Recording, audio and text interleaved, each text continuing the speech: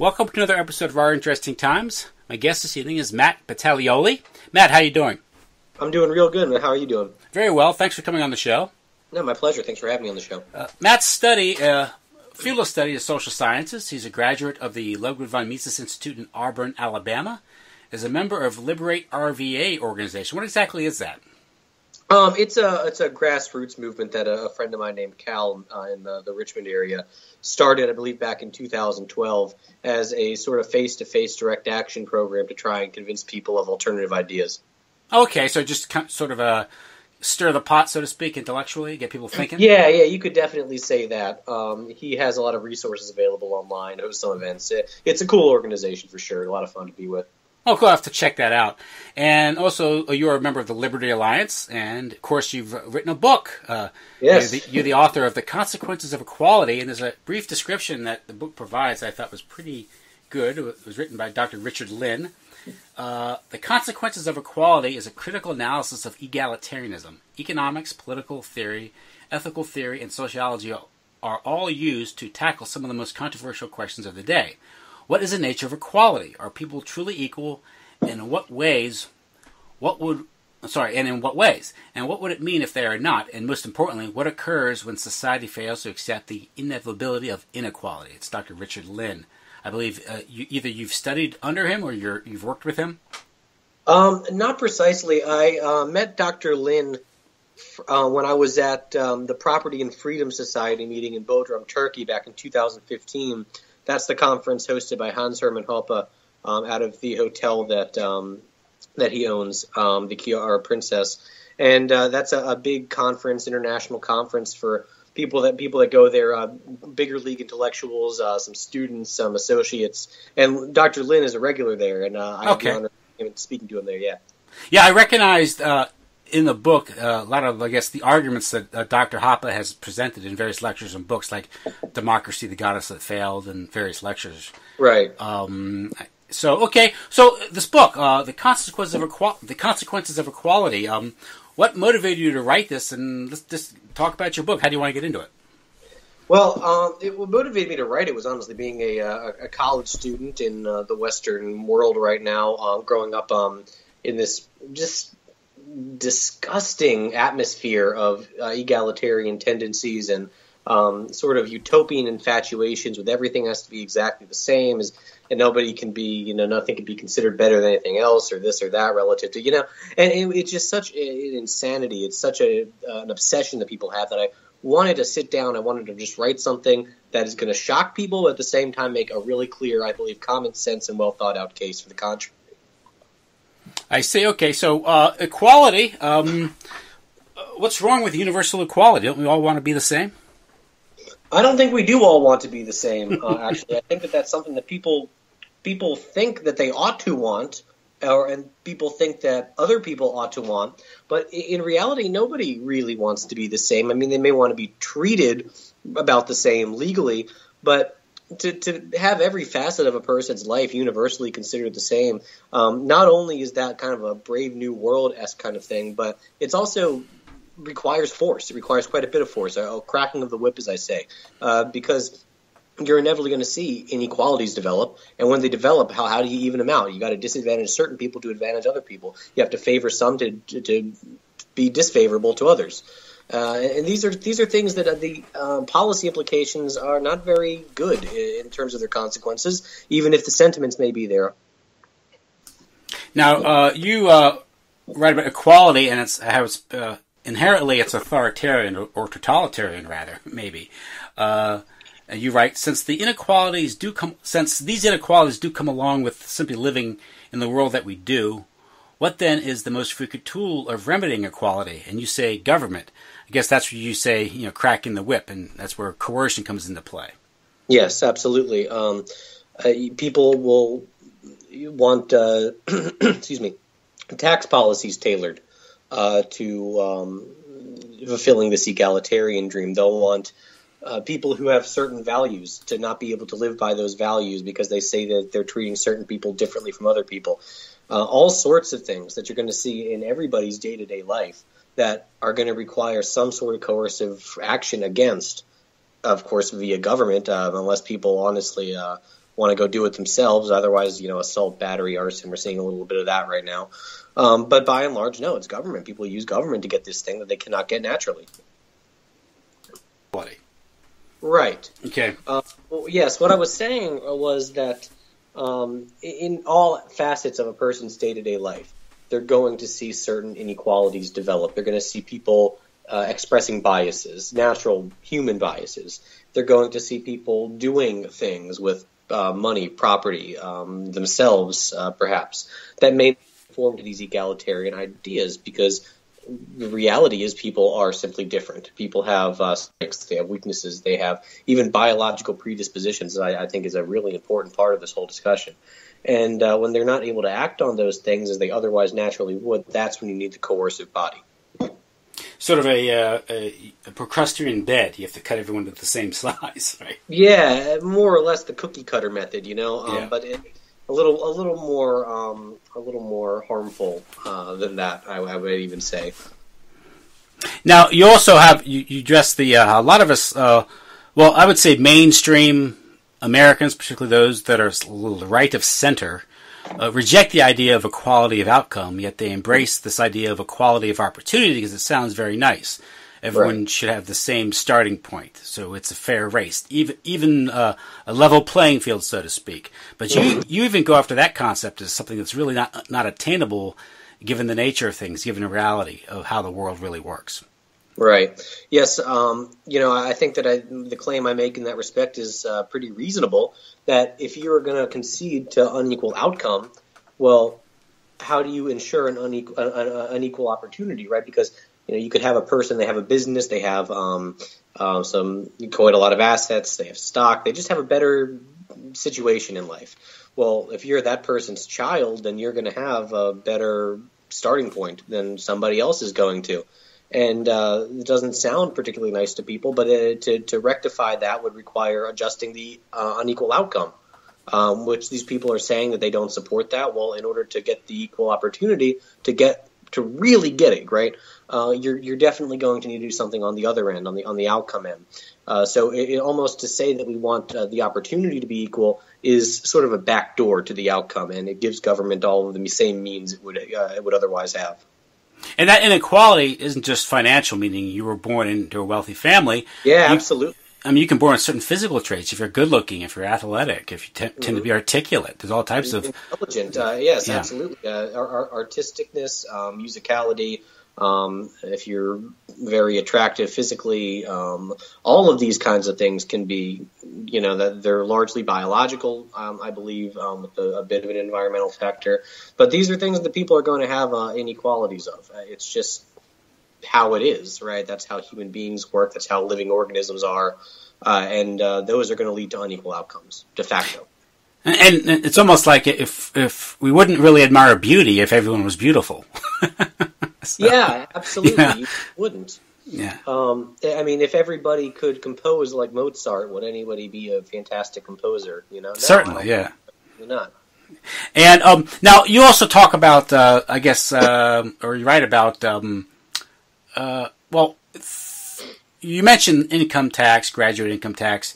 Some of these things are designed to equalize society, to level the playing field.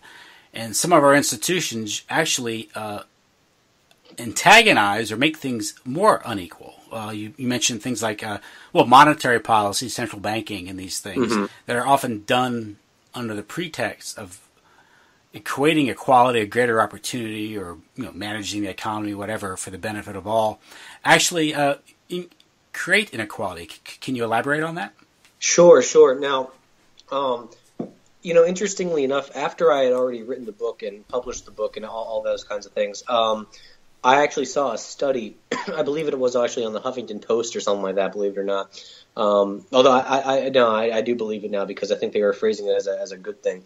But I don't remember the exact numbers off the top of my head, but I do remember that people, those surveyed, believed, or for themselves, they thought overwhelmingly that having a, quote, fair tax, right, fair being some sort of euphemism they're using for progressive, right, is more important than having an equal tax, equal in this context being the same tax on everybody, and this is the one that really got me, doing what is best for the economy. So they're saying, well, even if you think that the progressive income tax is good for the economy, forget that it is. Forget you think it is. It's to say it isn't. Would you still support it? And people are saying, yes, we would, because that's more important, right? So it's taxation for the sake of taxation in that respect, and it's kind of scary, right? You think of this as being, you want economic policy to be maximizing the strength of the economy, the buying power of consumers, whatnot, but that's no longer a priority to a lot of people, a majority of people, according to this survey. Now, to your question about central banking and how these sorts of things sometimes create more inequality, that's true. Now, the central bank is often considered an anti-egalitarian institution precisely because if you follow the trends from when the United States left the gold standard in 1971, the amount of income inequality is simply enormous, the degree to which that's increased. And it seems to be fairly evident as to why that is, right? The Fed, they print the money, they give it to the banks make money. There's inflations, devaluing other people's assets, all these kinds of things. But nonetheless, it does have an egalitarian means as well. People don't want discrimination, and they don't even want discrimination in the credit market. What the central bank does is by lowering interest rates artificially, it is removing that discrimination. While some people might have higher interest rates than with the Fed using its monetary manipulation, I'll say, it can sort of curtail that discrimination, or at least the appearance of it. Obviously, printing paper does not really do much for actually remedying people's financial situations, if not for anything longer than the very short term. I do suggest, though, that while it is creating more income inequality, that it's a bad thing, but not a bad thing just because there's inequality, right? I say that there's restitution involved, right? So if a rich person defrauds a poor person, that rich person owes that poor person their restitution. But no less so, I should say, would a poor person owe restitution to a rich man were he to defraud a rich man. So it just so happens to be the case in this situation that the wrongdoing being done to rectify it would curtail anti-egalitarian economic structures. But that's not really where I'm coming at it from in terms of my critique. I'm really critiquing it from the reason this exists. It's egalitarian, and it's very bad economically. Another example of that would be, well, with the central bank inflating the money supply someone benefits from the inflation. And they wouldn't, if someone didn't benefit, they wouldn't bother doing it. And I guess the primary beneficiary would be maybe the federal government because they can monetize its debt. But the banks that broker the treasuries. Yeah, it's not just the people on top. Wait, were you saying something? Oh no, go ahead. Okay, it's not just the people on top that benefit, actually. Or excuse me, it's the people on top that benefit, but it's not just the people on top that perceive a benefit. Mm-hmm. People in their everyday walks of life, people you work with, people you see at school, your neighbors, they all believe they're benefiting from this, even if they don't know the economics behind it. You'll notice people seem to like high house prices, right? People don't so much like high food prices, though. And the reason why that is because more people simply own a house than own a farm. Now, farmers actually do like high food prices because it's a greater price on what they have, what they can sell. So if this sort of monetary policy, people think it's going to make their house worth more, like with the housing crisis, what was going on up until that bubble popped, they are going to be very supportive of this because in the short term, they're going to see this as making them more wealthy.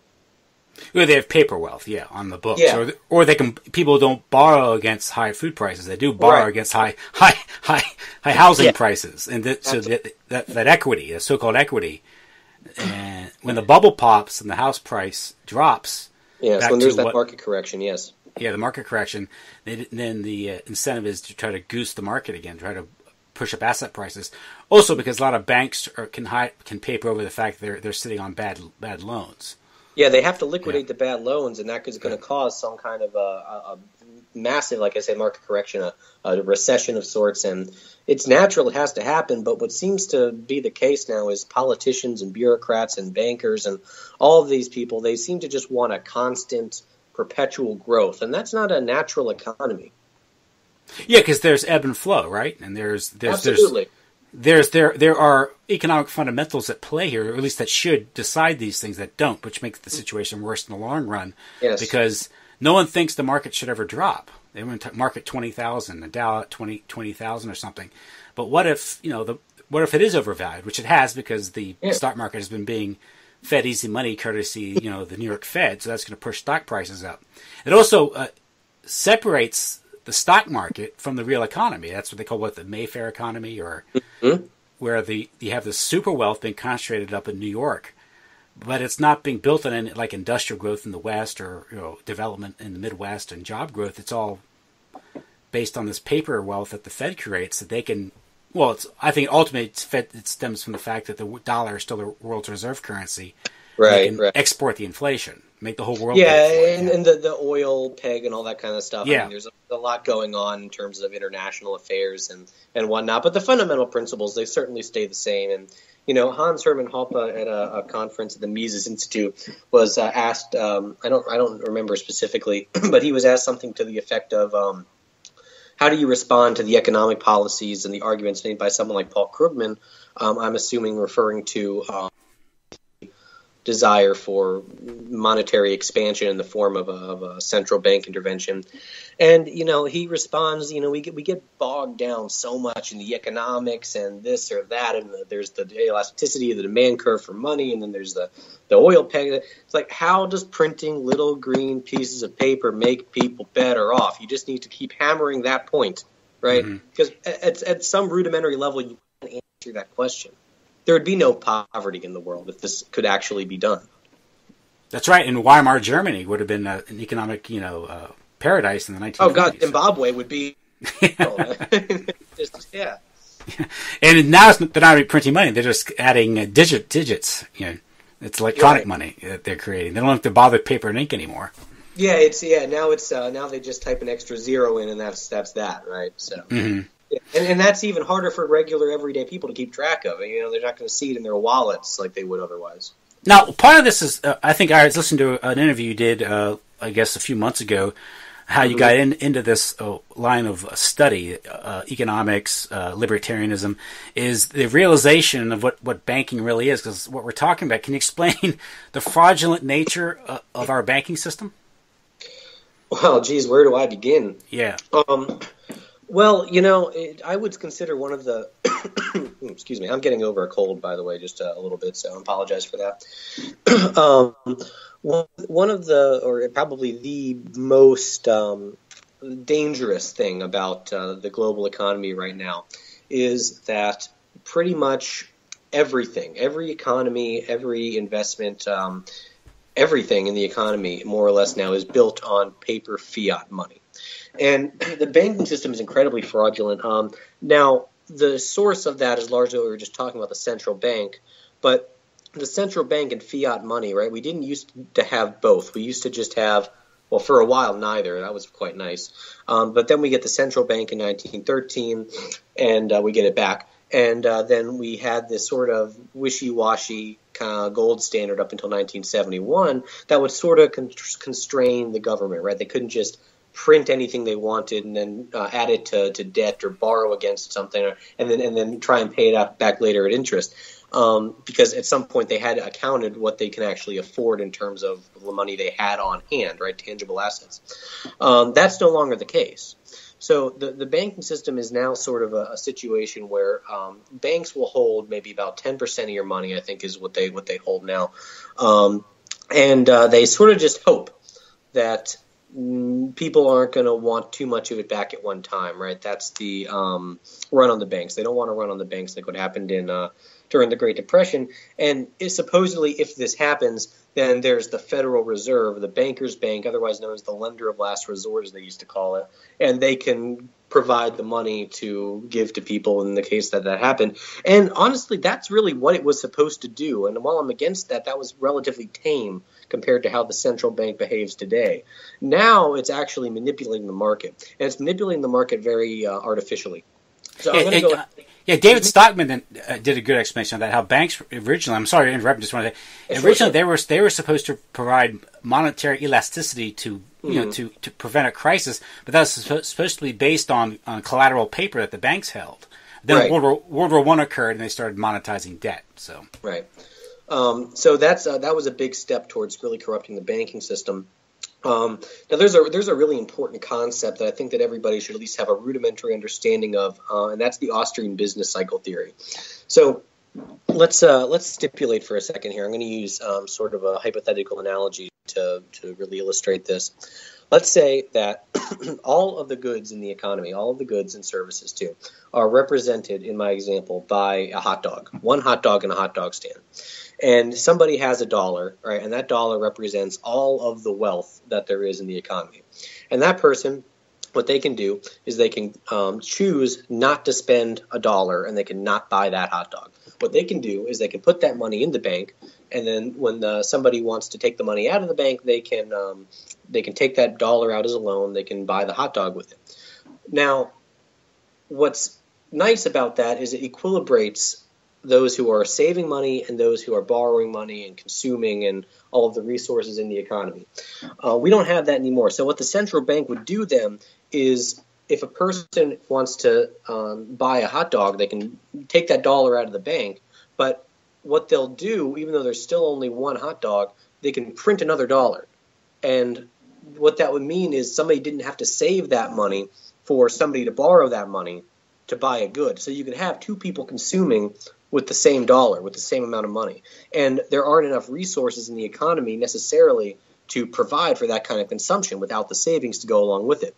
And that's equilibrated by the interest rate. The Federal Reserve, they put the interest rate down through their monetary expansion, quantitative easing process and all that. And when they're doing this, they're sending false signals to the economy. And what's eventually going to happen is all of the jobs and businesses and investments started with that excess money that isn't really reflected in terms of real wealth and savings. That's all going to belly up. It's going to cause a massive boom, massive bust. And it's going to be very, very bad for the economy. People are not going to like this one bit. And it's a natural occurrence. It's what happens when you have that many bad loans that need to be liquidated. But that's really what the central bank does is its worst duty, as its worst intervention, is to really make it so that bank loans can be loaned out at a lower interest rate than is correct for the amount of savings that there is in the bank. And an example of that would be the 29 crash, which was fed Absolutely. By the Federal Reserve in the 20s, the so-called boom. But that was done because, from what I recall, is the U.S. Federal Reserve worked out a deal with the Bank of England to prop up the English pound, which required the devaluation of the dollar. This was the gold bullion standard, I think they called it. That was the Genoa conference, I think. And it created a false boom because England didn't want to face the fact that its pound had been severely devalued during the Great War. And also, in order to push up real value of the pound, they'd have to, cut budgets, veterans benefits and things like that politically the government wasn't willing to do in England. Right. But I guess it was Benjamin Strong in the U.S. and Montague Norman, right? Head of the Bank of England, I think. At what time? In the 20s. I think it was Montague Norman. Okay. But how it worked out is basically this created a boom, the stock market, and also a real estate bubble too in the United States. Then the inevitable crash came. But the crash itself was aggravated. There wasn't an immediate Great Depression. You had a crash and you had a market correction, but the economy didn't really bottom out until 1931, and this was after interventions by Hoover. Yes, I first started the New Deal before the New Deal actually began. Yeah. A lot of people don't know that. They call him this do nothing, but in reality, he was very much of a New Deal Democrat in terms of his later years of the administration.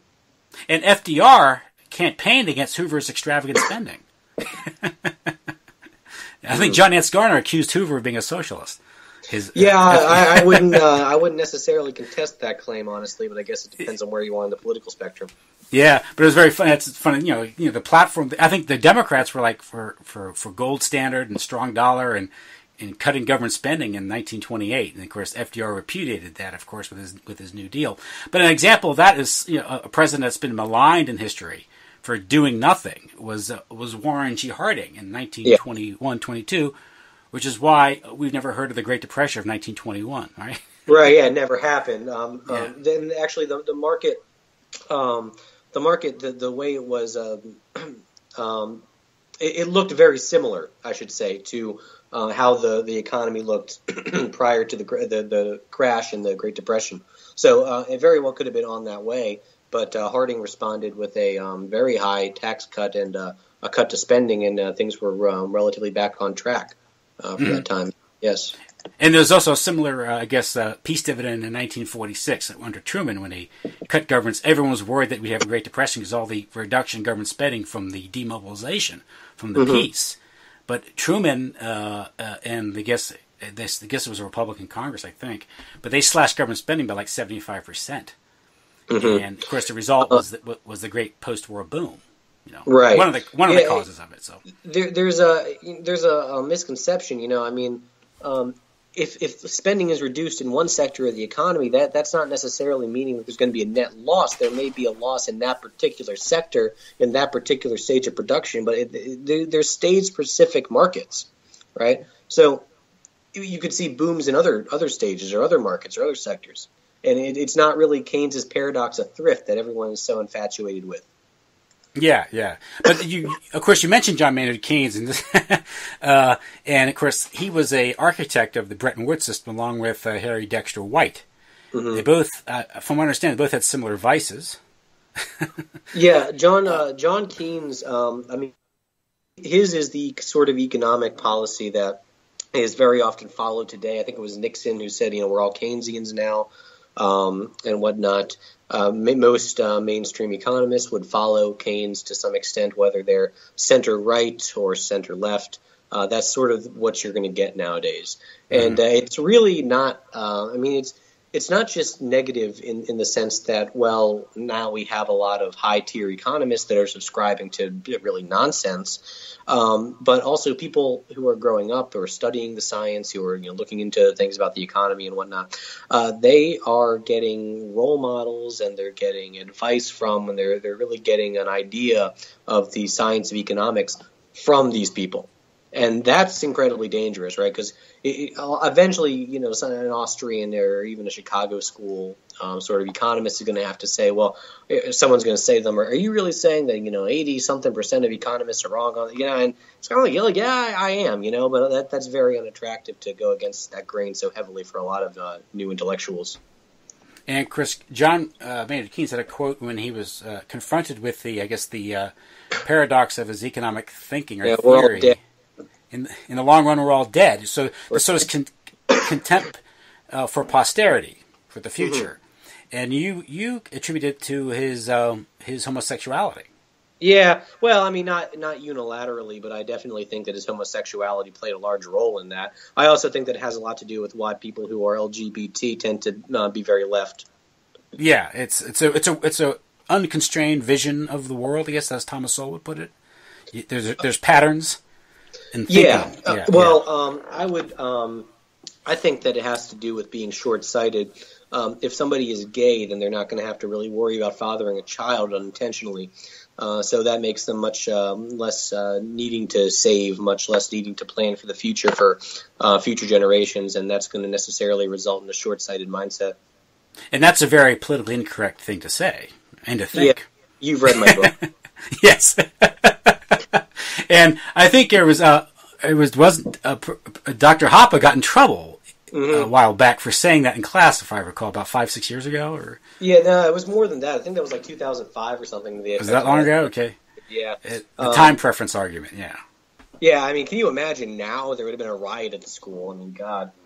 Things were bad then. But it's an interesting observation because again, it's the looking idea of savings for the future, and if you're living for now, why bother with the future? Because in the long run, we're all dead, as Dr. Keynes said. Right, So. and it's that quote is extremely telling, actually, because you listen to a gay man say, "In the long run, we're all dead," but hey, maybe me and my kids aren't dead. Yeah, and we have to worry about the future, and that's why we save. That's why Right. you make the point in the book why someone who's elderly, who's built up a large estate or savings, won't just blow it all. Blow it all having fun. He'll think about his inheritance. Right. I also think in your book you mentioned the difference, and Dr. Hoppe talks about this, the difference between monarchical systems and our today's Masonic republics or democracies, where the king looked at his realm as his property, whereas today's, I guess you could call them caretakers, politicians, have no such concern. Do you want to elaborate on that? I think that's an interesting insight. Yeah, absolutely. So when the world largely transitioned from the monarchical age to the democratic age, that was at the end of World War I, the fall of the Ottoman Empire. No, excuse me, the fall of the Ottoman Empire in 23, but the fall of the Austro-Hungarian Empire after World War I. And what we used to have was a situation where we had kings and aristocrats, those that could heir their wealth, heir their land, heir really anything that they wanted to their offspring. They could consider the wealth of the land their own wealth. They could consider the property of the land their own property, hence all of these other phenomena. Now, their terms were effectively unlimited. They could see past their own lifetime, their own lifespan. And there was not really contest, right? There was not rival political parties. There was not all this sort of mudslinging and the effect that there is today in modern politics. And what this would cause is for the king or the aristocrat, whatever monarch there is, to be more calculating, more rational in his actions in respect to the property, to respect to the land and its people. The democratic state, though, the people who are in charge of it, right, the politicians, the bureaucrats and whatnot, those people, they are elected. They have set terms, often term limits. They cannot heir anything whatsoever at all. They can use everybody else's money, never have to touch their own. And these are fundamentally different incentives. And one of them is not as sound of an incentive. It's not an incentive that you want someone or a group of people that are in charge of wealth and in charge of us and our livelihoods to any extent in which they are to have.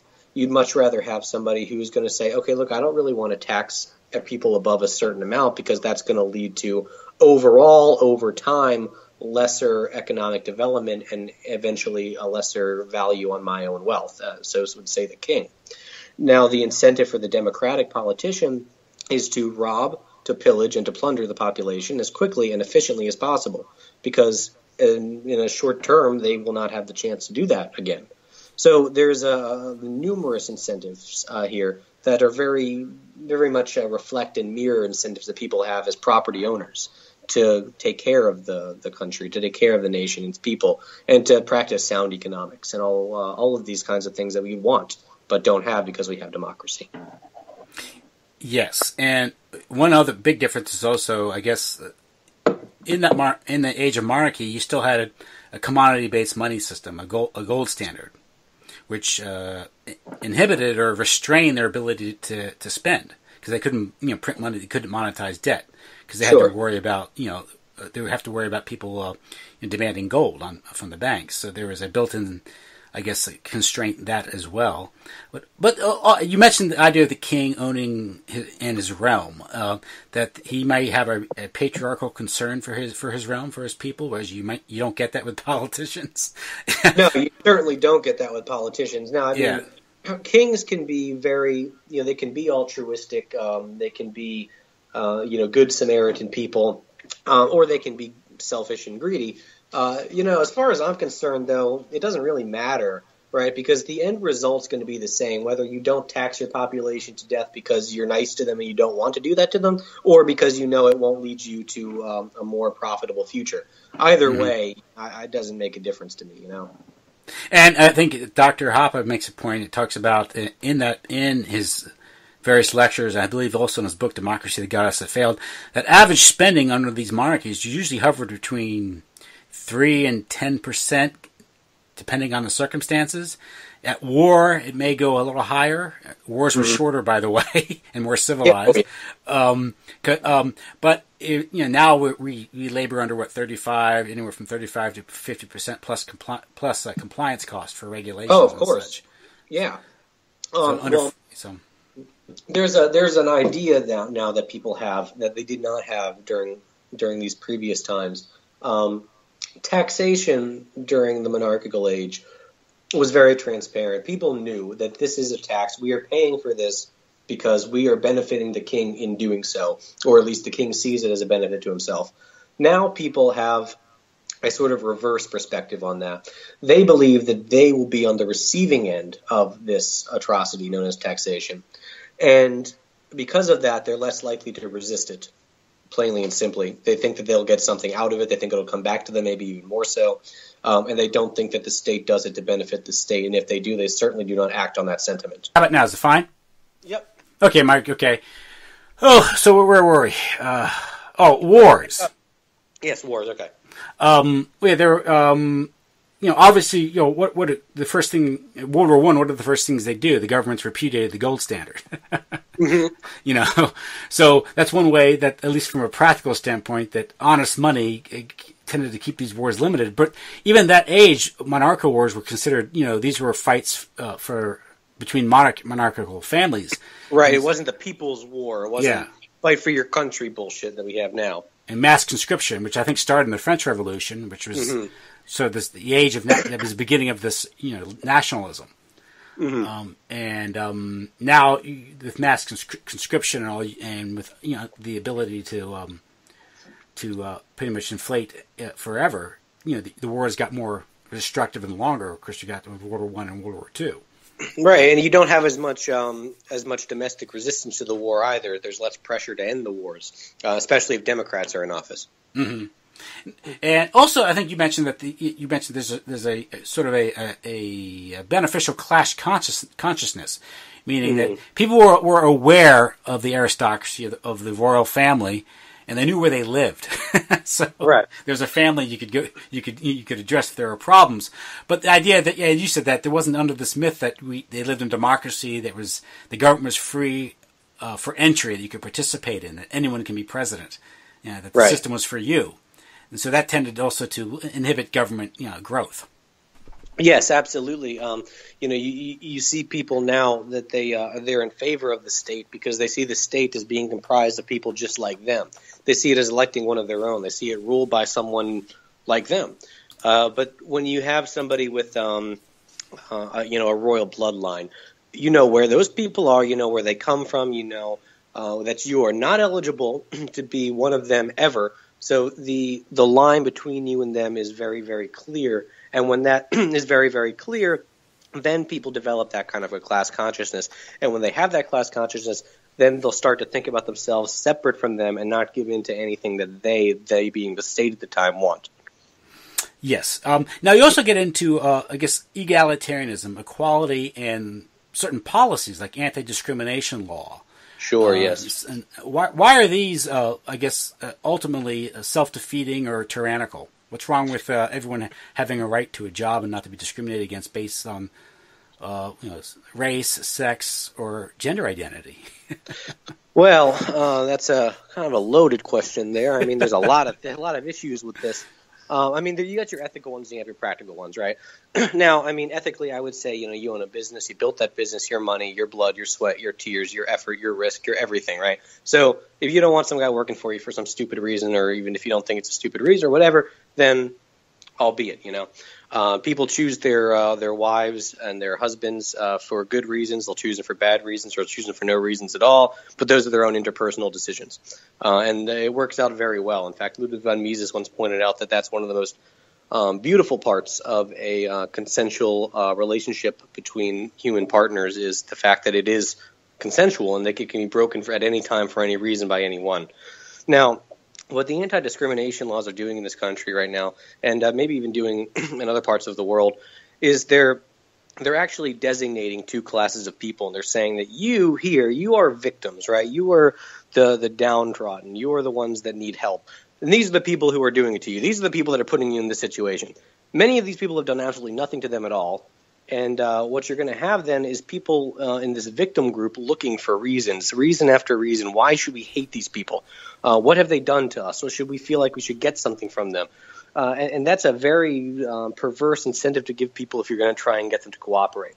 So it's going to be rather like it is now, right? You have these race riots and you have all this racial tension because the government has decided we're going to name this group of people a victim and we're going to name these group of people victimizers. We're going to tell them that they are effectively enemies of each other. And that's not a very good thing, a very good thing at all. Now, if you take for granted, though, a person goes into business and they want to make some money, and if they think that hiring somebody outside of their own personal biases is going to be profitable, they may do it. They may not. But one way or another, there's still a disincentive there. They're either going to make less money, presumably, by not hiring this person, even if they're better for the job, or they may get boycotted, or they may have some sort of issue internally within the business or the company. Whatever it is, there's other ways to keep that kind of stuff in check, if it even should be kept in check, right? Because I'm also a big fan of preserving certain cultures. And when you say, oh, because you're of this skin color, you're basically entitled to anything and somebody who's white has to give it to you, that's not very good for people who are on the other end of that, who have to be the givers in that respect. Now, with anti-discrimination law, employment discrimination law, it was a product of the 1960s, the 1964-65 Civil Rights Act. It created the Equal Employment Opportunity Commission. And when it was passed, one of the concerns was that it would ultimately lead to what is now called affirmative action or quotas. Right. And I think it was Hubert Humphrey, who's a main proponent of the bill, from Minnesota, if I recall, claimed that if these laws were ever construed to promote affirmative action or racial quotas, he would eat it. Within a few years, he should have been eating that law because the courts came down and I think came up with things like disparate impact, where statistical disparity was a prima facie case for racial discrimination. So just because you had a statistical disparity in employment, regardless of why there's a disparity, you were adjudicated guilty of racial discrimination. Right. So the law itself, although it didn't explicitly create quotas, it effectively did the way the courts and the way the EEOC lawyers interpreted it. Yes, and there's quite a few problems. I mean, if I need to go into quotas and things like this, talking about the anti-discrimination laws themselves, well. It's almost, in fact, even not just anti-discrimination laws too, but also hate crime laws. It's actually very clear, I think, to the average person what these laws are intended to do and what they're intended for. When that autistic white boy was kidnapped by 4 blacks and abused while they yelled "fuck white people" in Chicago, and it was suggested that they ought to be prosecuted that night under hate crime laws, the media and quite a few other people, they laughed at that. They didn't laugh at it because by the definition of a hate crime it wasn't one. They laughed at it because they very well know that those laws are designed to persecute whites, and it's ridiculous to take them to do anything else whatsoever, certainly not to favor whites. So there's an implicit bias within these laws that people are very, very well aware of, whether it's hate crime laws or anti-discrimination laws. But what they're doing is effectively causing a divide between people, and that is very, very dangerous, right? That's really where you're getting a lot of the racial tension from. But at the same time, yeah, you're right. You're going to get things like quotas. You're going to get these sort of arbitrary, like you need this many of this person or that person, whether or not they're the best for the job at all, and you're usurping the property rights of those people who are building businesses that may want to exercise at their own risk for good, bad, or no reasons at all, their own personal biases, which I have no problem with whatsoever. That's a right to property. Everyone enjoys it in one way or another. Yes. It's also a violation of voluntary contract and association. Yeah, well, there is no freedom of association in this country whatsoever. Yeah. None whatsoever. And there's also a slight problem. This goes back to the whole Constitution and the way the courts handle it is that if you're a business and you're operating within the state and it's not interstate commerce, the federal government really has no jurisdiction. But then they say, well, because you get catch up from or interstate commerce. There was a case. I don't remember how long ago, a good while ago, but some window washers in New York. They go up the building, they go down the building, they wash the windows. Like, that's it. Guy says, I don't have to pay the minimum wage, and there's no interstate anything whatsoever. No, nothing at all. And the federal court ruled, well, that's a very tall building, So they're going to go up that building, and they're going to look across the distance. They're going to see New Jersey. And they may then want to go to New Jersey and spend some money. And because your business is potentially making them go to New Jersey and spend some money there, thus causing commerce between states, you are subject to the Interstate Commerce Clause. Yeah, that's such a blatant bad faith interpretation. I mean, they're obviously just concocting an argument because they want a result. It's outcomes based jurisprudence. Yes, of course. But that goes back to, what was it, Wicker v. Filburn with the wheat and the wheat during the Depression, right? Yeah. Where, absolutely. That's another good example. Where if you were growing wheat and you weren't buying it, you were affecting the market. Therefore, the federal government could tell you how much wheat you could or could not grow. Which goes, the whole idea of parchment guarantees of liberty and restraining government are worth the paper they're written on. But also with anti-discrimination, it goes back to your overall critique, which is equality, assuming that all things being equal, which they are not ever, that you're going to have the same type of workforce participation in a given field, or in the labor market in general.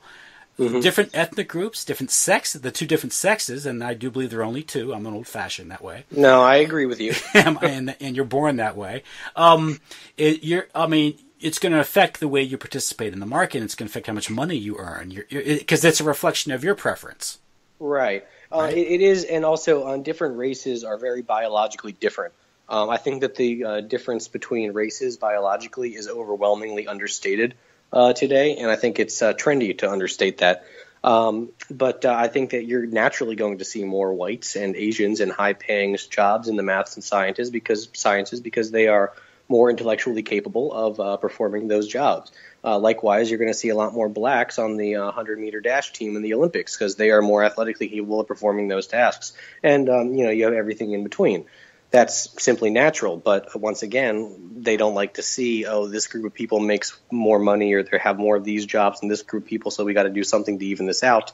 That's really not very beneficial to anybody except for maybe those few that are being hand-selected to effectively get jobs they would not otherwise be able to get if they had to earn it on merit. Yeah, because these differences, I guess it's a value judgment. It's subjective to say that one is better than the other. Just even making more money. I mean, making more money isn't the only measurement of happiness. We tend to think of it that way in our superficial materialistic society.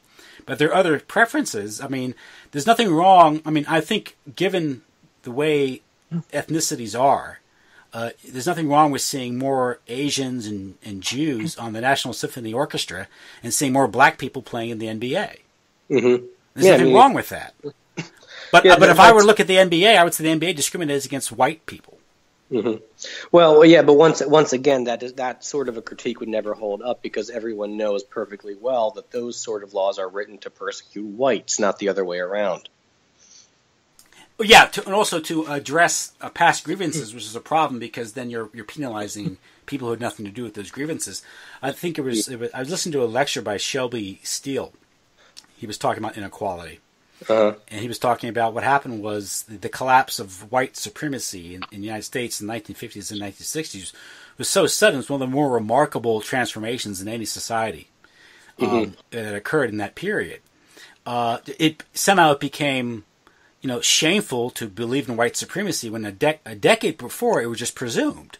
So all of a sudden now, if you were black was considered to be inherently morally superior because you were the oppressed. And since the 1960s, you have to be.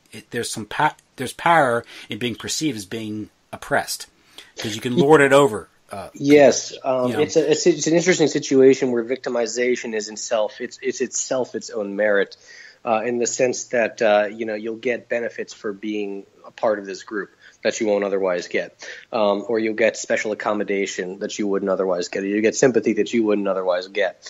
And in that respect, especially considering how well off a lot of minority groups here and in the Western world have it relative to their own countries, it would be absolutely irrational for any individual of them or any collective group of them to ever actually denounce their victimization, to ever say, no, we're good.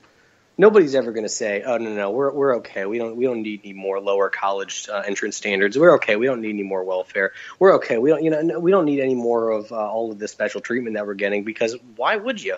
Why would you ever say that we're okay? Why would you ever say that we don't need this kind of assistance? It wouldn't make sense for them to do that. And so it just keeps on perpetuating.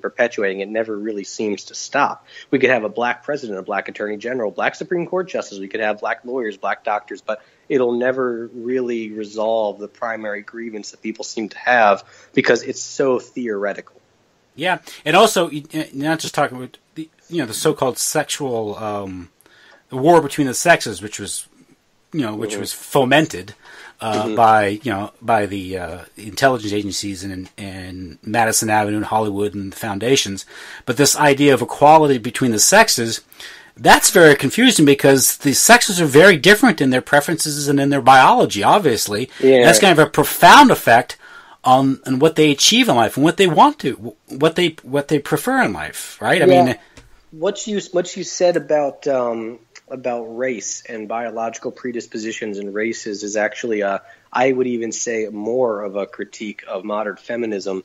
Because there seems to be a presumption among feminists that somehow being a caretaker, being a child bearer, being somebody who takes care of a certain task is somehow inferior to what a male role would be, which is, breadwinning and those typical sorts of associations.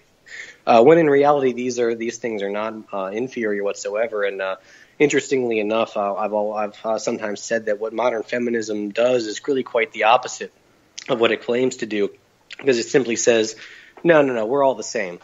Guys can do whatever we can do. We can do whatever they can do. It doesn't really make a difference. Nothing special about being a woman. It's all the same. You can do, when the patriarchy or traditional gender roles or things like that that are more, I guess, socially frowned upon in terms of academia and pop culture, would actually be what would be more, I would say, empowering. If anything, you'd reverse the scale. I would say that bearing a child is a bloody hell of a lot more important than working a 9-to-5 job. If you assume that the purpose is continuity of your species, which in this purely biological sense, that's what we're doing. That's what we're for. Yeah, but the psychological warfare, which feminism was and is to convince women that that gift of life is a handicap. And it's something that needs to be equalized through infanticide. So that itself is the fact that it's been twisted around, that's saying that, that I shouldn't be, it's my body. Well, yeah, it is your body, but given the realities of biology is that your body produces life. Mm-hmm. And the fact that generations of women, at least portions of those generations, I'm not one who thinks that women are necessarily pro-abortion and men aren't. In fact, it's rather opposite. My wife is pro-life, so it doesn't break down on those lines. By the way, yeah, I actually know more pro-life women than men, actually, which I love. My critique has never been a moral one in the sense of life or death. It's always been. They seem to have this idea that it's their body and their business, but it's my money. I never really got that one down, and I think that's a pretty sound argument, right? Something can be 100% my financial responsibility, but not my business whatsoever. It doesn't really make much sense of anything. So they say, oh, well, you're not a woman, you wouldn't understand, implying that if I was a woman, then somehow the reality of the situation would change, and I would then have a valid argument. So theoretically, if I could find one woman to agree with me, which I certainly have, then I'd be right. Well, the laws Roe v. Wade itself was grafted on because it was judicial activism. And so the 50 state laws, which varied, some states were more liberal, some were more restrictive regarding abortion, it imposed this radical, abortion law on the entire country all at once in radical opposition to the prevailing views of the country. Then And then through the culture, through a toxic culture that was created by Hollywood and the education system, people gradually came to accept it. But it would not have been accepted in 1973 when the court came down with that decision, that, this cockamamie decision that some of this was a violation of the right to privacy inherent in the Constitution, which is absurd. But the point being that you still had all these laws regarding paternity that are still on the books. Yes, yeah. Which make no sense. It's interesting. I say it's nice to be a woman, right? You can have an abortion, you can keep the baby, you can give it up for adoption, but you know what? For us, it's work or prison. Yeah, that's how it is. That's probably how it's always going to be. And listen, it's a sick joke on women anyway, because it hasn't helped them at all. No, half of all babies aborted are girls anyway. But the point is, it's created a culture which actually treats them in greater contempt. Now, again, you have these ideas. Again, everything should be equal, and then you also have a cultural critique of these things, the effect of egalitarianism on culture and art. What's your take on that? Well, when art does is it manifests things that people are really sort of infatuated with at the time, things that are very culturally prevalent, right? Like, so during Renaissance time, people would paint pictures, and they would be of religious figures, saints, and of Jesus Christ. And now that's not so much of a cultural infatuation. I mean, there's certainly some religious people in this country, absolutely. But we have this overwhelming notion of equality, right? Everything's got to be the same. So how does art reflect that, right? So people aren't just going to paint, equal signs and call that art, right? No, it has to be the entire nature of art that's going to change to reflect this sort of infatuation. And the result of that is modern art. And modern art is deeply egalitarian. It is because simply anybody can do it. Anybody at all with any of their senses intact can reproduce the finest piece of modern art that's sold for millions and millions of dollars flawlessly. And in that sense, people love it.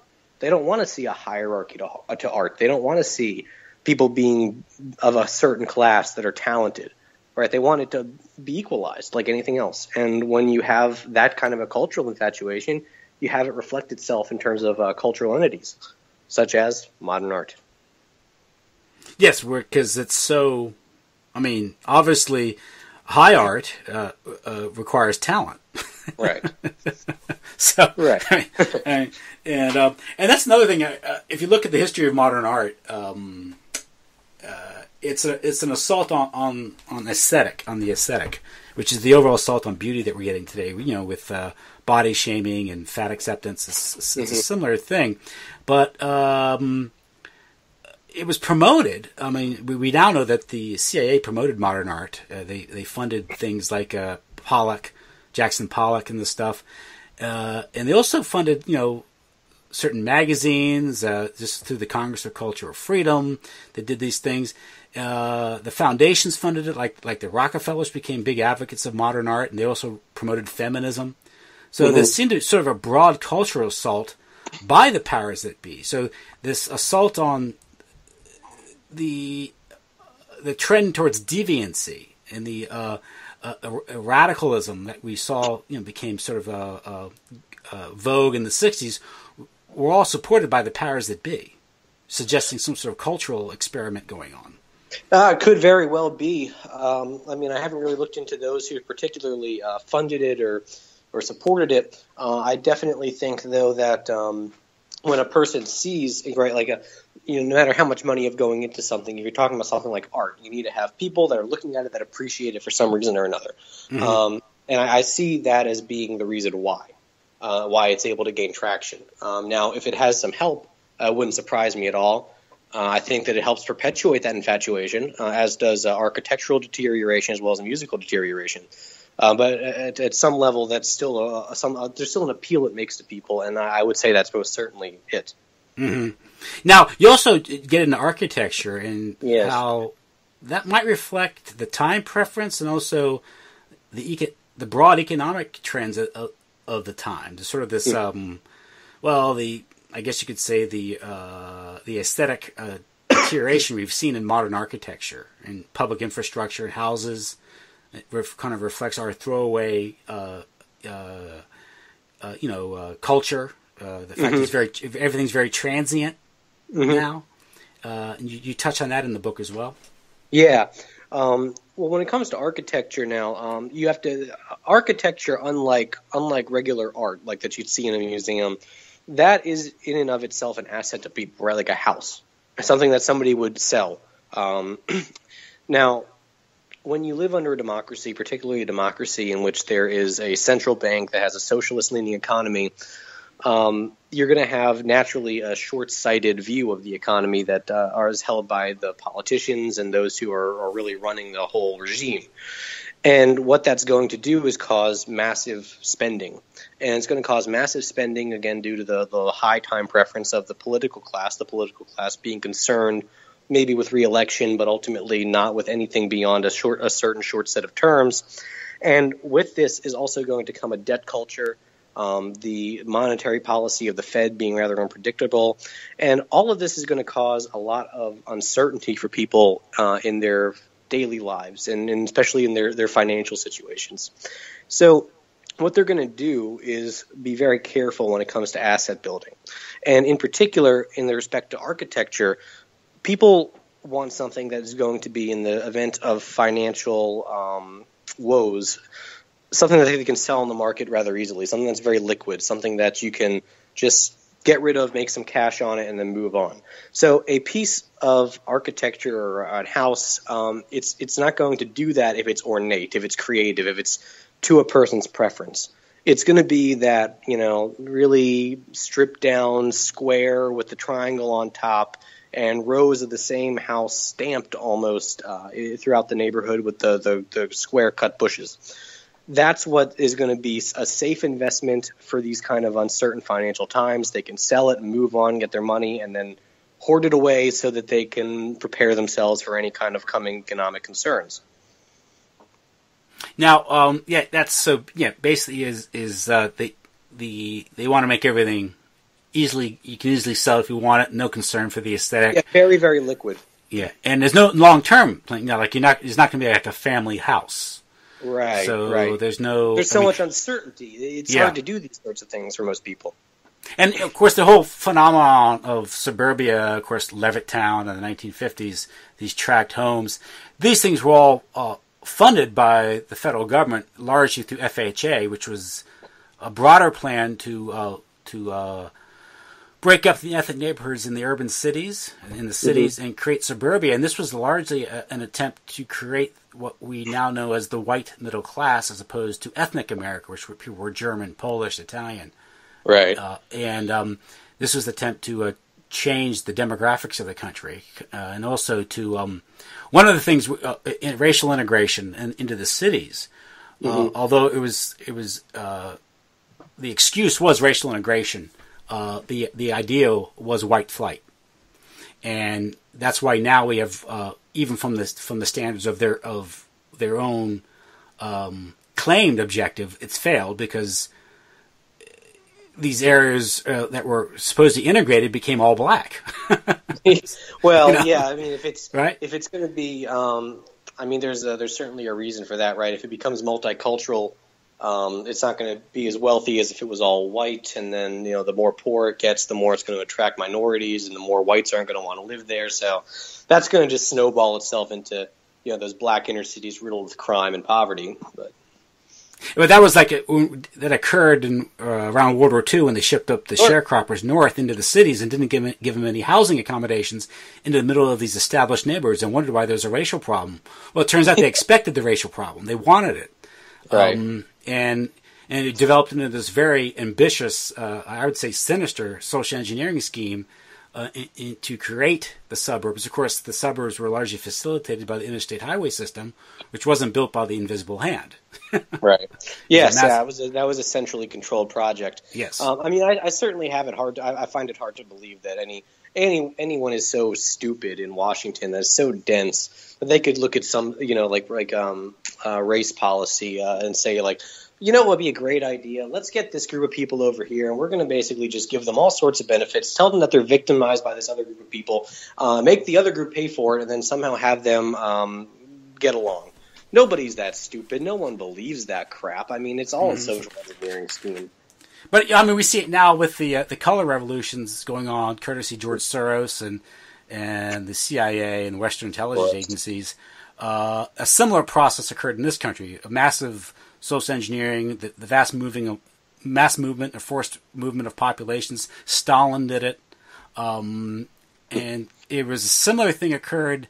Very different, but it was similar in the sense that you had central planners wanting to change the demographics of the country. Largely, they targeted the Catholics because they were concerned about Catholic political power, especially with the election of John F. Kennedy in 1960. Right. And this was they wanted to create, break up these neighborhoods. Hollywood liked it because Hollywood itself was controlled largely by these Jewish moguls who didn't like the fact that the Catholic Church, relying on these ethnic neighborhoods for their political power, had the production code on Hollywood. It's no coincidence that the production code collapsed with the growth of suburbia when you had this diaspora from the ethnic neighborhoods into suburbia, where the people lost their ethnic and Catholic identity and became white Americans, which is in itself is a construct. It becomes a sense where it's socially impermissible now to identify yourself with a race, religion, nationality, or really anything besides the state. And of course, that's going to cause state power to expand exponentially. In fact, in respect to multicultural societies, not only are they disgustingly unnatural and unsustainable, also rather violent, but they tend to be very susceptible to totalitarian regimes, or at least a great expansion of state power. In fact, it was Stalin who, after annexing Latvia and Estonia, the Baltic states, to his regime, would export native Russians to them, lots of them, and it made them very docile culturally. Murray Rothbard wrote about this in Nations by Consent, a short little essay on this topic. It's very, very good, but very interesting as well. And today we're seeing this migration crisis in Europe, which seems to be fomented by the West, by stirring up these wars in the Middle East that are helping destabilize the European Union. And there might be multifaceted reasons for that. One thing is that there's been stated objectives to destroy the ethnic European state, the idea of the ethnic-based European state. I think it was Wesley Clark said that. Of course, he's the former commander of NATO. And I think that guy Sutherland, the Goldman Sachs guy, said that's also an objective, is to destroy the idea of the ethnic-based country. And certain countries like some of the Scandinavian countries, Sweden has like a population of like 10 million, and they're taking in hundreds of thousands of these refugees, which is completely destabilizing Sweden. Yeah, and it's not. I mean, most Swedes realize this by now. I mean, the amount of rapes and violent crimes caught on by these dark-skinned invaders is really something that's unprecedented to Swedes now. But it's more or less normalized. But because of cultural Marxism, and also, I guess you could say, I guess they've internalized the commands of their oppressors. They feel guilty because they're white, and to say that, to call out this problem, just even to address the problem. I mean, whenever you send in a lot of single men into an area, you're going to have high crime because they're not going to have women, and you have an employment issue, and they're coming into an alien culture. This has been done the world over to destabilize. This is it's called Weapons of Mass Migration. There's a book. Oh, really? Kelly Greenhill wrote a book talking about this is a strategy that's being played out in Europe right now. Wait, what's her name? Kelly Greenhill, Weapons of Mass Migration. Gotcha. I'm going to write that down. Yeah. And it's occurred here in the United States as well. And absolutely. I mentioned what happened when they brought in people from the South, another conquered, destabilized province, that you produce all the artificially cheap labor, then you send the labor where you want to go. Whereas in other conditions you wouldn't have that labor. The same thing has occurred in Mexico and throughout Latin America, where you could say, I mean, I think you've just studied. You focus a lot of your studies in the IMF and World Bank, correct? Yeah, I do a lot of I've done a lot of research into the operations of the World Bank and the IMF. So I wouldn't say a majority, but it's something that I'm interested in and have researched. Would you say in your studies that IMF has been used to destabilize economies, drown them in debt, that then allow the people come in and soup up the collateral, the labor, and the resources of those countries, the sort of economic hitman model that people write about? Absolutely. The IMF functions as the central bank for central banks, effectively. So anything that a central bank can do to its home country, the IMF does globally. Mm-hmm. And this is sort of this neo-liberalism that we see played out in Africa and Latin America. And this, I guess this enables, I mean, one of the problems I have when you're dealing with some of the issues that we're facing, certainly with Trump presidency's election, he campaigned against sort of this jobs draining out of the country, this deindustrialization that has occurred. And a lot of that deindustrialization has been facilitated not only by, I think, the petrodollar and the dollar reserve currency, which I guess you could say subsidizes the cost of imports, which raises the cost of our exports, which causes deindustrialization because our manufacturing sector deteriorates because of the macroeconomic environment that's created by this system, but also the systematic destabilization of certain countries that have been gone out throughout the 20th century. Right. Sort of a long-term plan by the globalists to exploit certain countries to achieve some sort of objective that they've, I guess you could say that trilateralism, that Rockefeller plan, and the whole idea they built up China and things like that in the 70s and 80s. There's a big reason or a big incentive for these kinds of people that you're talking about, and even more moderate, even just media types, left-wing groups, to want to create this sort of a global environment that effectively breeds whites out of existence. And that's simply because white people overwhelmingly reject leftism. In the United States and Europe, but even in countries where whites are a strong minority, they tend to vote for right-wing parties. So the left has really needs, in a way, to in order to keep its power, to gain power where it doesn't have it as much, effectively genetically eradicate whites. And this is one way to do it, and it's very good doing it. I also believe that whites are sort of biologically predisposed to sort of allowing this kind of stuff to happen, to allowing different people or people they wouldn't otherwise interact with, and sort of just being complacent or being okay with it if you can guilt them enough, or if they feel like maybe he's the worst thing in the world. Whereas most other groups of people will just say, hell with you, we're not dealing with this, right? Like Japan, for example, 98.7% Japanese, and they're damn well going to keep it that way. Mm-hmm. We never put up with the crap that whites put up with, but at the same time, it's to our detriment that we allow this to happen, but at the same time, it's very difficult to deal with simply because we're really the only group of people that I believe has a biological predisposition to doing it. This might explain why whites are endlessly asked to apologize for slavery, but Arabs aren't. Yeah, and we're never getting reparations for the 1.5 million whites as slaves in North Africa. That's for goddamn sure. Mm-hmm. Yeah, well, whites evolved in an environment in which it was very difficult to survive in, right? The blacks, they could just pick the same berries off the same bush every day, every of the year and survive. Whites evolved in a much more challenging environment. They needed to be creative. They needed to be intellectual. They needed to do something other than what they did yesterday, tomorrow, And this not only did it lead to one of our greatest strengths, which is an advanced level of intelligence that's really only matched or exceeded by North Asians, but it also means we needed to cooperate a lot because we needed to catch animals and we needed to kill these animals and we needed to distribute the meat and we needed to figure out how we're going to really organize society so that things could work out so that we could survive.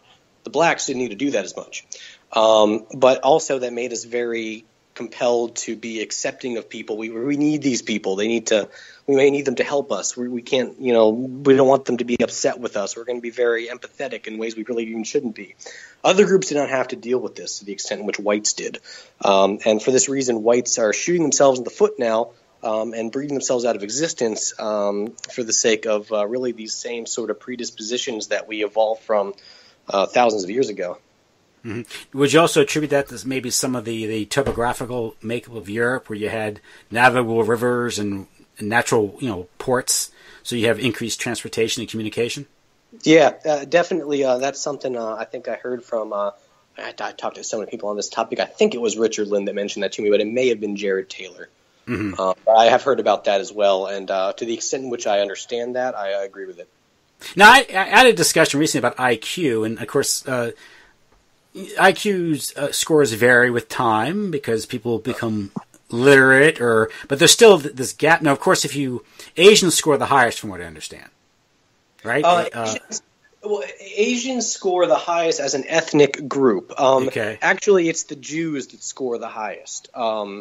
They tend to average about 110, Asians about 106, 107. Now, someone said, "Is all things being equal, it's better to have a higher IQ." Right. I guess. But our things, like I said, our things aren't equal. What if having a lower IQ, you tend to have other traits? You know, like I don't know. You don't see many Asian jazz players, right? Yeah, I mean, I'm not a jazz guy, but I'll take your word for it. Okay, but you see a lot of Asians playing classical music. Not many compose it. Yeah, that's a good point. So that's a European trait. So my point is that just because it all depends on what your value judgment is. Because if having a lower IQ, generally lower IQ, you tend to have traits of, say, physical prowess or creativity. That's a good thing.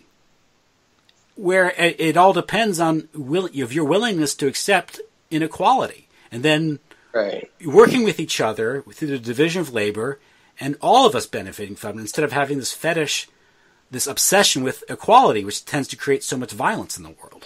To some extent, I agree with you. To some extent, I don't think I quite agree with you. Now, there's a talk by Dr. Philippe Rushton of American Renaissance. Now, he's not alive anymore. His talk was quite a while ago. But actually, to the extent in which you can quantify creativity, which is quite difficult to do, but to the extent in which you can, white Europeans do tend to be disproportionately more creative. Now, when you discuss a value judgment, yes, that's true, right? Like I may value the athletic ability that the blacks certainly have over the intellectual capacity that whites have, and that could vary my preference on who I'd want to be with or where I'd want to live. But at the same time, if you want to preserve a first world civilization, the one that whites are accustomed to, you really can't have an average IQ of the mid-70s or the lowest 70s like the blacks have in Africa. Yeah. And you would need something quite a bit more than the average of 85 that the blacks in the United States have. Jared Taylor uses an example of Hurricane Katrina in 2006 in Louisiana, about how the blacks basically destroyed the whole city and riot and in the state of emergency. Because they were living in a place that was sort of more advanced than what they could themselves alone conceive of or deal with. So an emergency comes along, and all of a sudden the civilization disintegrates overnight. So in a way, yes, there's a value judgment, but at the same time, you kind of need to, I think, realize that to maintain a living standard, right, you need to have certain preferences that I think most. How about now? Yeah, you're good. Okay, so just a, yeah, I mean, a lot of this because we've been we've been told that we're a melting pot, we all have to get along, and this idea of having a belonging to an ethnic group or ethnic community is somehow illiberal and or racist, when in actuality is people tend to want to live with the people that they're like. Of course. But this creates autonomous, healthy communities, which the central planners dislike. Right. So, and I think you're right in the book is if you can't identify by your religion or your ethnicity or your community or your ethnic neighborhood, all you really have is to identify with is the state. Mm-hmm. And so, of course, that's going to cause resistance to the state to certainly fall. They want a lot of this thing that they can somehow be comfortable identifying with. Mm-hmm. And they want sort of this gladiatorial pit of multiculturalism, of squabbling ethnicities, and which is why you might get something like what's occurring, in the European area right now, where they want the problems there because, well, I don't know, maybe they want to. This is an attempt to prop up the dollar against the euro because the dollar, is $20 trillion in debt. And how do you maintain a reserve currency? Well, you destabilize other currencies, I guess. Yeah. You try to even it out a little bit, make yours look better, at least relative to other ones. Yeah. So I mean, and the monetary kings are that ruthless. So they start wars over these things. So it's not beyond the realm of possibility. Oh yeah. But what you're saying is, in order, like a good example is a nation like France. Now, France itself has been suffering demographic decline for a long time because of pessimism that comes in with their loss of faith and sense of nationhood, and that occurred after it's occurred between World War I and World War II, when you have the rise of nihilism and all that stuff. But France won't be France if they become majority Muslim. Yes, absolutely. Right. That's quite something that I think people need to really understand. Like, how do you define a country? And not so much a country. I guess the country can be defined by, legal stuff. But I mean, more so a nation. And if France is a nation, what makes it France? Now, an example that I like to use is, look, if I were to buy a Ford car, whatever your favorite Ford is, whatever, and I disassembled this car and I rebuilt it, except every single part I exchanged for a Chevy. But I still kept the Ford bumper on there. Can I still really call it a Ford? Probably not. Well, see, the problem with Americans is Americans don't think in terms of that. European countries, despite all the trauma they've gone through over the 20th century, and I do think a lot of that trauma was planned for the very thing we're seeing today. America is what they call a propositional country. Right, we don't have no sense of we're not an organic nation. We're an experiment, and this maybe goes back to one of the failings of our founding, meaning that the experiment itself is problematic. But I do think under the original design, where you had a decentralized state with 50 sovereign states and a very limited federal government, it was more workable. It becomes less workable under the centralized state that we lived under at least since the 1930s, particularly since the 1960s. Yeah, it's a lot easier for different kinds of people to, I guess, get along when they can sort of self-segregate and sort of loosely connect themselves through a weak central state, rather than, all have this sort of deep connection and more or less forced association through a large centralized government like the one today. Which gets to your one of your remedies for this. You've proposed secession. Yes, I have. And, of course, now, secession is frowned upon in this country. I think the last time it was tried, the federal government... Yeah, it didn't go so well. It didn't work out so well. The federal government didn't agree with it, and, the South was crushed. Now, the idea I guess the idea for secession is, I think, if people really thought about it, it wouldn't be as radical as they think, because obviously we associate more local government being more responsive to people, right? I mean, that's generally a healthy thing, right? Yeah, absolutely. I mean, I'm much more likely. As much as I'm opposed to government-provided services, I mean, I know that I'm going to try. I feel like I could trust my city to, fix a parking meter before I can, trust the federal government to, really even refill the snack machine at the Capitol. Mm-hmm. So, there's definitely a sense of reliability that we have with the local states, or the smaller ones, that we don't have with the larger one. But more so, I like to ask somebody to give me another example, because I've been challenged to even think of one example where a party can enter into an agreement, and it can be a union of some sort, even if it's a union between people, like a marriage, or a union between political organizations, or a union between private organizations, where one of the people or one of the entities involved is not allowed to leave. I cannot imagine any of the states that originally formed a union, had they said, oh, and by the way, you can never go back on this even hundreds of years from now, and still agreeing to it. No way. It's unheard of. There's nothing else that works like that. Yeah, I believe when the Constitution was ratified, New York, Rhode Island, and I forget the third state made it a prerequisite for ratification was the right to secede, meaning take back the powers granted to the federal government. Can you believe that? Those people would be so pissed at their successors in the states now. New York and Rhode Island. Jeez. Yeah. So, I mean, the idea, yeah, if it had been said that the Union would exist in perpetuity, they wouldn't have ratified the Constitution. No, absolutely not. Absolutely. And we have examples in American history where the threat of secession or nullification has some very positive effects, like lowering the tariff of abominations. Just the threat from South Carolina made the federal government negotiate. Was that Jacksonian era? Yeah, the Jackson. Now, Jackson was the one that was going to prevent secession, but in 1828, the 1830s, the federal government didn't have the physical power to coerce the states. Yeah, and at least there was some sort of leverage on behalf of the states. Now it's kind of like, well, if you don't vote for it, you're kind of just screwed. Like Obama, it wouldn't be such a deal if Texas could just nullify it, right? Like it wouldn't be this big controversy. Nothing really would be if you're like, okay, well, we have an overwhelming amount of people here who don't really want scrap, so we're just not going to do it. Yeah, and of course now rely on federal judges to limit federal power, which is absurd. Stupid. Yeah, we're just going to have the government limit itself and then decide that it's right forevermore. It's not going to happen.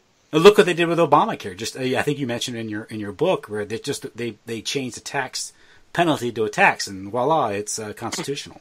Yeah, they didn't change the law. They changed the literature in the law, like one small word, and now all of a sudden it's not unconstitutional anymore. And at that point, you should really just consider the rule of law to be completely dead, because that's not anything that anyone could really rely on to protect any sort of civil liberties or economic liberty. Yeah, if it's a tax, that the bill should have had to originate in the House, and it didn't originate in the Senate, which is unconstitutional. Right. So, I mean, at that point, it's like, okay, do I have to respect these judges? No, I don't. It's a rigged game. So you mentioned you're working on a new book?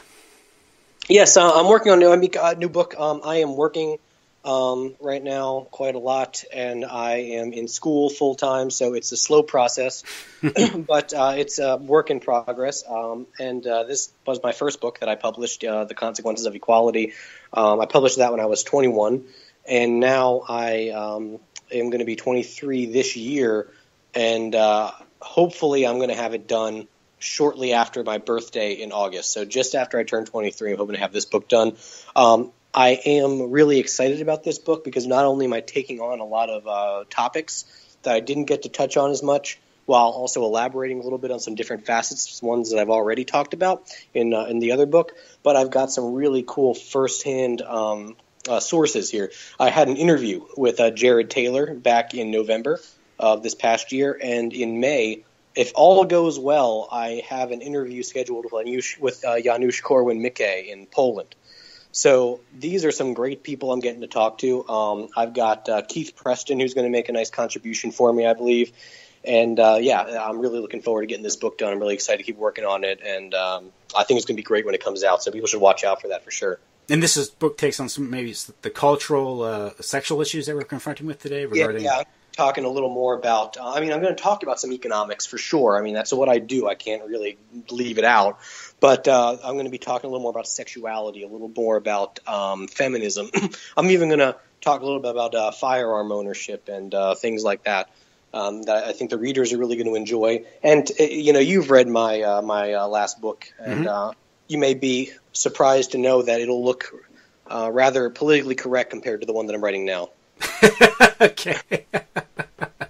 Well, yeah, that's right. So, political correctness, that's I guess, you just a brand or an extension of cultural Marxism. Absolutely. So, and the idea is that's what I think one of the things of cultural Marxism, I think it was Herbert Marcuse, was it either selective or liberal tolerance, meaning that you tolerate the left, you don't tolerate the right. Right. And so it's they don't play fair. That's for sure. No, there's a double standard, absolutely. They'll say, "Oh, we're not tolerant of people we consider intolerant." Okay, well, you know what? I find leftists intolerant, so I'm just going to go ahead and burn your houses down. It just wouldn't really work that way. Yeah. So, okay, the book is "The Consequences of Equality" by Matt Battaglioli. I'm sorry, Battaglioli. Sorry, gotta remember to keep the G silent. And they can follow your work where? Or do you have a website or anything like that? Or? Well, yeah, you're going to want to. The best places to follow me right now. The best place to follow me right now is definitely my author profile on Arctos, his website. That's my publisher.